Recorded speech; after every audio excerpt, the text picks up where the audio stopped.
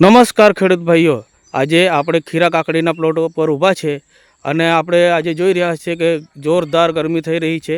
43 degree તાપમાનની ઉપર આજે તાપમાન ડિગ્રી બતાવે છે અને તેવા સમયની અંદર આપણે ખીરા કાકડીના પ્લોટ ઉપર ઊભા છે અને આપણી પાસે પ્રગતિશીલ ફાર્મર એવા મોજૂદ છે જેણે સરસ મજાની ખીરા કાકડી બનાવી છે કે આવી ગરમીમાં પણ એ જોરદાર પ્રોડક્શન લઈ રહ્યા છે અને સરસ મજાની ટ્રીટમેન્ટ કરી છે. તો ફાર્મરભાઈ પાસેથી આપણે પૂરી જાણકારી લઈશું કે આવી ગરમીમાં પણ એને સરસ મજાની ટ્રીટમેન્ટ કરી છે અને સરસ મજાનું પ્રોડક્શન લીધું છે. તો ફાર્મરભાઈનો આપણે અભિપ્રાય લઈશું અને પૂરી જાણકારી લઈશું કે એણે આવી ગરમીમાં પણ સરસ મજાની ખીરા કાકડીનું પ્રોડક્શન કેવી રીતનું લીધું છે તેની ડિટેલમાં આપણે ફાર્મર પાસેથી જાણીશું.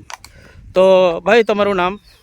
મારું નામ ચૌધરી પ્રજ્ઞેશભાઈ ચીમનભાઈ, ગામ? ગામધાટ, તાલુકો વિયારા, જિલ્લો તાપી. તો સર, આ કાકડી છે, આ તમે કઈ કાકડી બનાવી છે? નાજિયા છે, નાજિયા કાકડી છે. અને ટોટલ કેટલા પેકેટ નાખ્યા છે?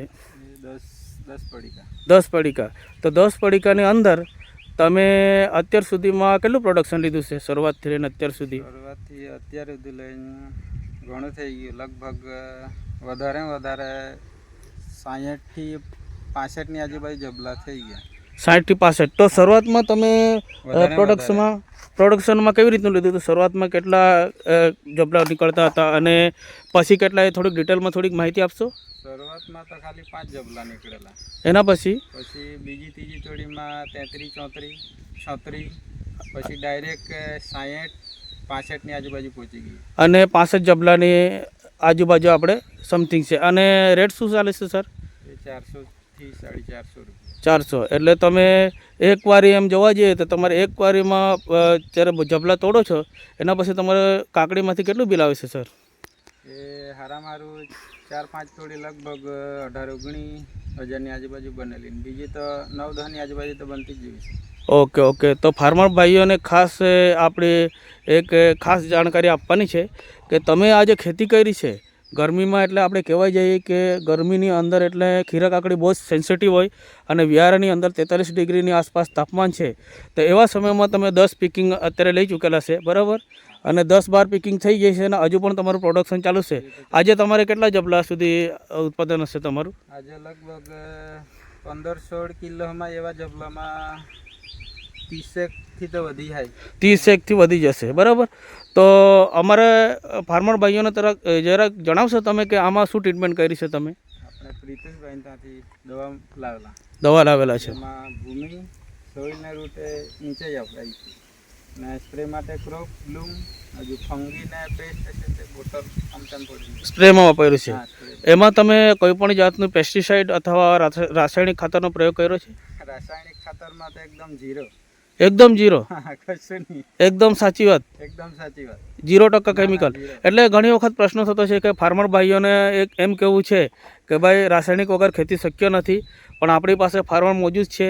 એમણે આપણને જાણકારી આપી કે આવી ગરમીમાં તમારા આજુબાજુના જે પ્લોટ છે એ પણ ખીરા બનાવે છે તમારા ભાઈબંધ, એમના તમારા પ્લોટમાં શું ડિફરન્સ છે? એમ તમારે જબલા જતા હોય, તમારી કાકડી જતી હોય તો એમ કહેતા હશે ને?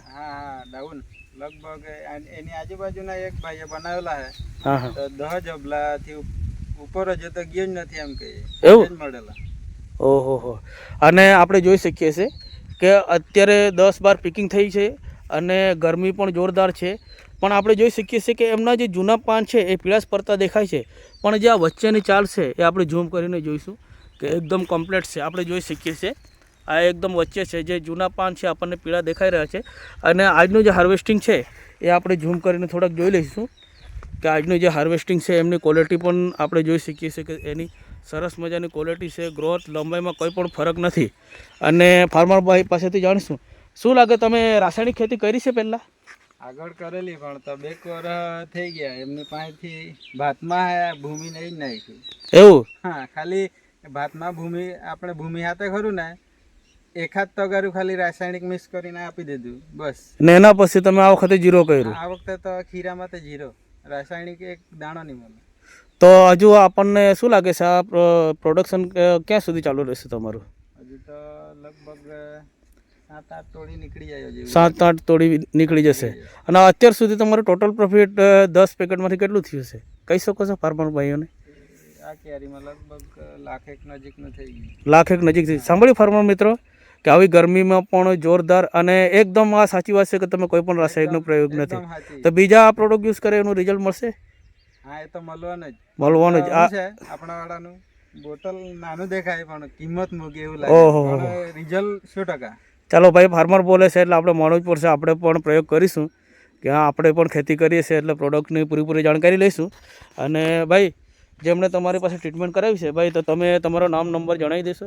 મારું નામ છે પ્રિતેશ ગામિત અને આપણી શોપ છે મુસા રોડ પર સદભાવના હોસ્પિટલની પાસે. મોબાઈલ નંબર છે 9727515994. તો ખૂબ ખૂબ આભાર તમારો ફાર્મર ભાઈઓને. આપણે ખૂબ આભાર માનીશું કે સરસ મજાની એમને જાણકારી આપી, અને 100% સાચી વાત છે.